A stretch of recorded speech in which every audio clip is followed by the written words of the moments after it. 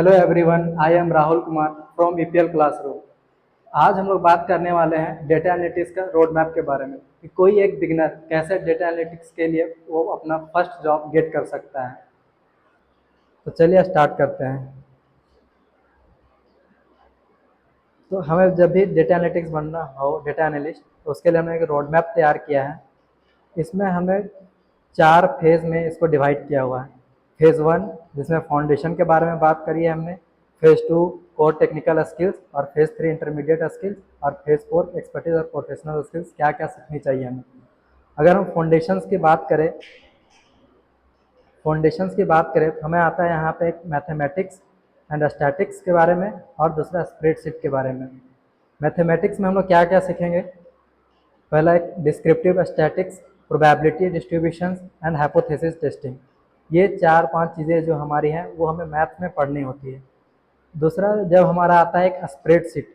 Spreadsheet में क्या क्या होता है कि एक एक्सेल्स के बारे में पढ़ना होता है, गूगल शीट, कि कोई भी डेटा अगर हमें दे रहा है तो एक्सेल फॉर्मेट में देगा या अदर तो वो गूगल शीट के फॉर्मेट में देगा। फिर अगर एक्सेल की शीट में दिया तो वो वी लुकअप, एक्स लुकअप वगैरह क्या क्या होती हैं वो सारी चीज़ें पढ़नी होती है। पाइवेट टेबल के बारे में पढ़ना होता है और पावर क्वेरी वगैरह के बारे में पढ़ना होता है हमें। इतना सारा अगर पोर्शन हम कंप्लीट करते हैं तो हम सिर्फ एक फाउंडेशन कंप्लीट कर पाते हैं। अगर हम फेज़ 2 में आए, कोर टेक्निकल स्किल्स में, इसमें क्या क्या सीखना चाहिए हमें, हम बताते हैं। पहला हमें सीखना चाहिए एसक्यूएल। एसक्यूएल हमें बेसिक्स आनी चाहिए। कितना? कम से कम इतना कि सिलेक्ट क्वेरी क्या होता है, वेयर क्लॉज क्या होता है, ग्रुप बाय वगैरह, ज्वाइंस लगाना और सब क्वेरी वगैरह लगाना, इतने सब पोर्शन कंपलसरी होता है आना हमें। ठीक है, अगर इतना सा आ रहा है तो हम एसक्यूएल का बेसिक आ रहा है हमें। दूसरा में आप चलते हैं हम लोग प्रोग्रामिंग स्किल्स के बारे में। प्रोग्रामिंग में यहाँ पे 2 लैंग्वेज को प्रीफर किया जाता है for the data analytics role. First one लिया जाता है इसका पाइथन्स के बारे में और दूसरा R language. Most of the persons जो है वो चूज़ करते हैं पाइथन्स को ही, क्योंकि प्रेफर्ड ज़्यादा करता है इसको। इसमें लाइब्रेरीज वगैरह मिल जाता है, जैसे पांडास मिल जाता है, नमपाई मिल जाता है, और सीबॉर्न, मैटप्लॉटलिब जो डेटा विजुअलाइजेशन के लिए काम आ जाता है। और सेकेंड में आता है आपका आर, जीजी प्लॉट, जिसके अंदर में आता है। आर को ज़्यादा प्रेफर नहीं करता लोग, जो मोस्टली जितने में आज तक डेटा एनालिटिक्स पर्सन से मिले हुए हैं जो रोल में काम कर रहे हैं वो काम कर रहे हैं मेनली पाइथन्स में ही।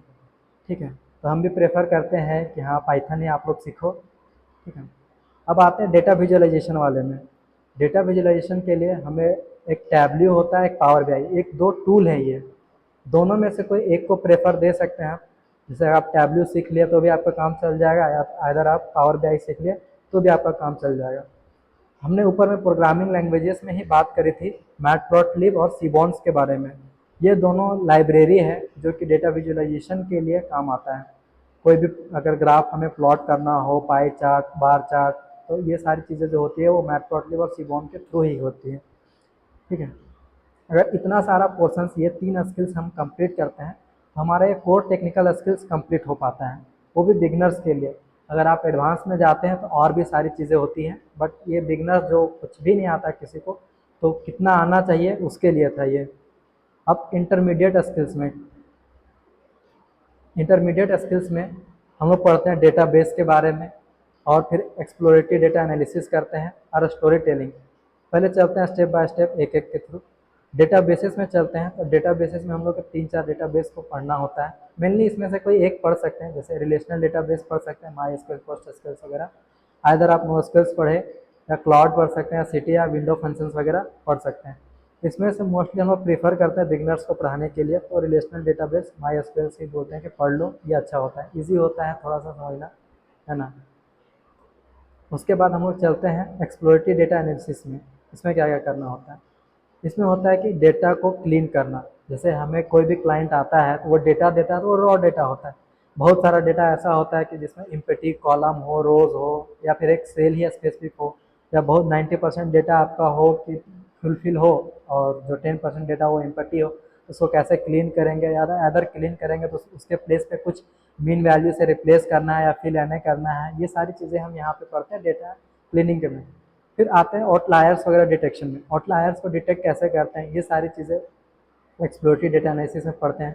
कोरिलेशंस, दैट मीन्स कि एक कॉलम दूसरे कॉलम से कैसे रिलेट करता है, पॉजिटिव रिलेशन है या नेगेटिव रिलेशन है, या फिर आइदर कोई रिलेशन नहीं है वो दोनों कॉलम्स के बीच में। ये सारी चीज़ें यहाँ पे कोरिलेशंस के टाइम पे हम लोग पढ़ते हैं। इन सारी चीज़ों में से सबसे ज़्यादा इंपॉर्टेंट होता है आपका स्टोरी टेलिंग। ये सारे स्किल्स अगर आपको आ गई then story telling is the most important thing. क्योंकि अगर आप इतना सारा चीज़ करके डेटा एनालिसिस करके आप कुछ भी इंसाइट्स, यूजफुल इंसाइट्स अगर आप अपने डेटा से निकाल पा रहे हैं, निकाल लिए। अगर किसी रीज़न वश आपका जो क्लाइंट है वो नॉन टेक्निकल बैकग्राउंड से है, तो उसको आप टेक्निकल किस तरह आप नहीं समझा सकते कि हाँ सर आपका ग्राफ है जो 80% डाउन है या ऐसा है कुछ समथिंग। आपको उसको समझाने के लिए स्टोरी टेलिंग आना चाहिए। आपको उसको कुछ भी समझाना होगा तो एक स्टोरी को, एक एग्जाम्पल को ले करके आप उसको समझा पाएंगे। तो स्टोरी टेलिंग एक बहुत इंपॉर्टेंट कॉन्सेप्ट होता है, इसको भी आना कंपलसरी होता है इन डेटा एनालिटिक्स फील्ड में। ठीक है, उसके बाद आते हैं फेज़ 4 में। इसमें क्या क्या एक्सपर्टीज़ हमें चाहिए होती है। पहला तो कम्युनिकेशन स्किल्स। हाँ, कोई भी फील्ड में कम्युनिकेशन स्किल्स हमें रिक्वायर्ड होती ही है।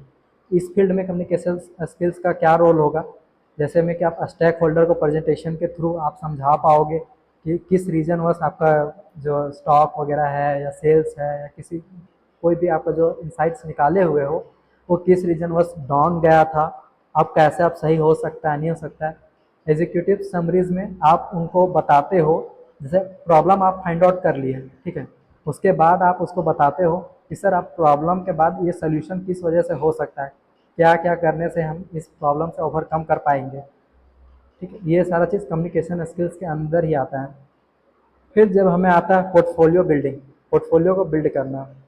इसमें से आप पोर्टफोलियो में आप गिटहब को बिल्ड कर सकते हैं, आइदर आप एक पोर्टफोलियो पेज भी बना सकते हैं। डेटा एनालिटिक्स और डेटा साइंस ये सब रोल में पोर्टफोलियो होना एक मस्ट चीज़ होता है।